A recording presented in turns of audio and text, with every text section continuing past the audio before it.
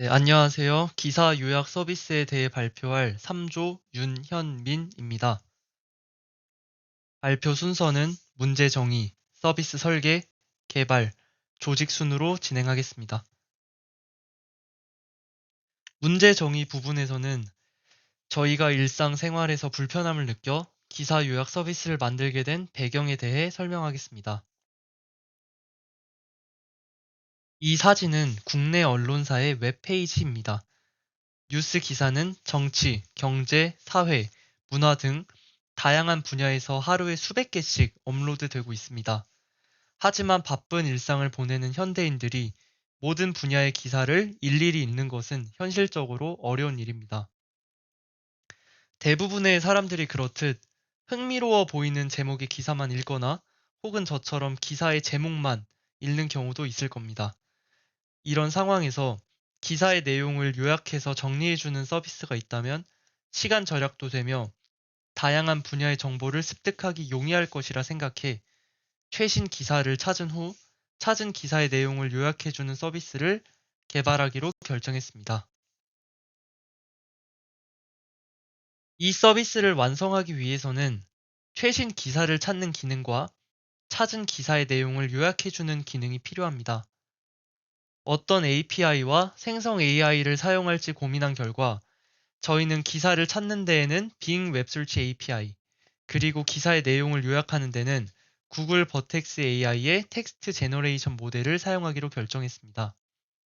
각각에 대해서 더 설명하면 우선 빙 서치 API는 다음 사진과 같이 빙 커스텀 서치, 빙 엔티티 서치, 빙 이미지 서치 등 다양한 종류의 API로 구성되어 있습니다. 이렇게 많은 API 중 빙 웹서치 API를 사용하기로 결정한 이유는 광고 없이 웹페이지, 이미지, 뉴스 등을 찾는 서비스를 구축할 수 있고 검색 결과 또한 직관적으로 쉽게 구성되기 때문에 웹에서 기사를 찾는 데 적합하다고 판단했습니다. 다음은 구글 버텍스 AI의 텍스트 제너레이션 모델입니다. 구글 버텍스 AI는 모델 가든에서 다양한 기초 모델을 제공하고 있습니다.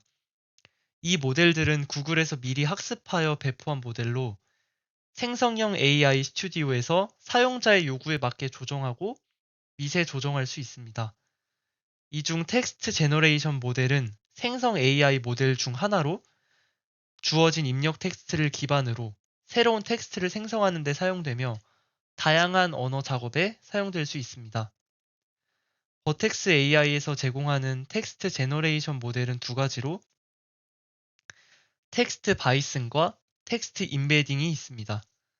이 중 텍스트 바이슨은 분류, 감정 분석, 개체 추출, 추출형 질문 응답, 요약, 광고 문구 생성 및 개념 아이디어 제공과 같은 작업을 수행할 수 있는 모델로 기사 요약을 하는데 적합하다고 판단해 텍스트 바이슨 모델을 사용하기로 결정했습니다. 저희는 앞서 설명드린 빙 웹서치 API와 텍스트 제너레이션 모델을 파이썬을 통해 결합해 최신 기사를 찾은 후 찾은 기사의 내용을 요약하는 서비스를 만들기로 최종 설계했습니다. 서비스 개발 부분에서는 파이썬으로 기사를 찾은 후 찾은 기사의 내용을 요약하는 과정을 순서대로 보여드리겠습니다. 이 코드는 빙 웹서치 API로 검색 결과를 불러오는 파이썬 코드입니다. 코드에 대해 간략하게 설명하자면 서치 텀에 검색어를 입력하면 리퀘스트 라이브러리를 사용하여 빙 웹서치 API를 호출하고 결과를 JSON 개체로 반환합니다. 그리고 IPython 디스플레이 라이브러리를 사용하여 응답 형식을 HTML로 지정하여 해당 응답을 표시합니다. 저는 검색어로 The Latest Economic News, 최신 경제 뉴스라는 검색어를 입력한 후 코드를 실행했습니다. 이 화면은 제가 명령 프롬프트에서 코드를 실행한 결과입니다. 보시다시피 명령 프롬프트에서 실행한 작업은 발표를 보시는 분들 입장에서 시각적으로 보기 힘들기 때문에 이해를 돕고자 같은 코드를 주피터 노트북에서 실행을 했습니다. 주피터 노트북에서 실행한 결과는 직관적으로 보이기 때문에 훨씬 이해가 잘 될 거라고 생각합니다. 왼쪽 사진의 빨간색 원을 보시면 검색 결과가 아래로 쭉 나오고 해당 링크를 클릭하면 뉴스 사이트로 이동해서 기사를 볼 수 있습니다. 첫 번째 링크를 타고 들어간 결과 BBC 뉴스의 경제 부문이 나왔고 두 번째 링크를 클릭한 결과 월드스트리트 저널의 경제 부문의 기사를 볼 수 있었습니다. 이 기사는 첫 번째 링크로 들어가서 제가 직접 찾은 기사입니다. 한국말로 번역하면 미국 부채 한도, 그것이 무엇이고 왜 존재하는지라는 제목의 기사이고 미국 정부가 채무 불이행 상태가 되기 전에 국가의 차입 한도를 해제하는 거래를 승인했다. 부채 한도가 무엇인지 그리고 미국이 채무 불이행을 하면 어떻게 되는지에 관한 내용의 기사입니다. 이제 이 기사를 텍스트 제너레이션 모델을 통해 요약을 해보겠습니다. 찾은 기사의 텍스트를 요약하기 위해서는 텍스트 제너레이션 모델을 사용해야 하지만 그 전에 버텍스 AI SDK를 초기화해야 합니다. 여기서 SDK란 소프트웨어 디벨롭먼트 킷의 약자로 애플리케이션을 만드는 데 필요한 도구와 라이브러리의 모음을 말합니다. SDK를 초기화하는 이유는 버텍스 AI 서비스와의 통신을 설정하고 서비스에 접근할 수 있는 권한이 있는지 확인하기 위해서입니다. 이 코드를 사용하여 SDK 초기화를 마치면 이제 버텍스 AI의 텍스트 제너레이션 모델을 사용할 수 있습니다. 빨강색 괄호 안에 있는 이 코드는 텍스트 제너레이션 모델로 기사를 요약하고 출력하는 데 사용한 파이썬 코드입니다. 빨강색 괄호 안에 있는 코드를 이용하여 summarize article이라는 기사를 요약하는 함수를 만들었고 파란색 괄호 안에 있는 코드로 함수의 결과를 출력하면 기사의 요약문을 프롬프트에서 확인할 수 있습니다. 제가 직접 작업한 화면을 캡처해 봤는데 순서대로 설명하면 저는 찾은 기사의 원문을 article이라는 변수에 저장했습니다. 그리고 두 번째 사진을 보면 사용한 모델을 정의하는 인수에 텍스트 바이슨 모델을 입력한 걸 알 수 있고 그 다음에 오는 컨텐트 인수가 요약할 내용을 담는 인수입니다. 이 인수에 기사의 원문을 그대로 입력하는 것도 가능하지만 그렇게 하면 코드의 가독성이 떨어지고 나중에 오류가 났을 때도 코드를 수정하기 번거롭기 때문에 저는 article이라는 변수에 기사의 원문을 저장해서 콘텐트 인수의 값으로 사용했습니다. 그 후 함수 결과를 출력하면 기사의 요약문이 프롬프트 화면에 출력이 됩니다.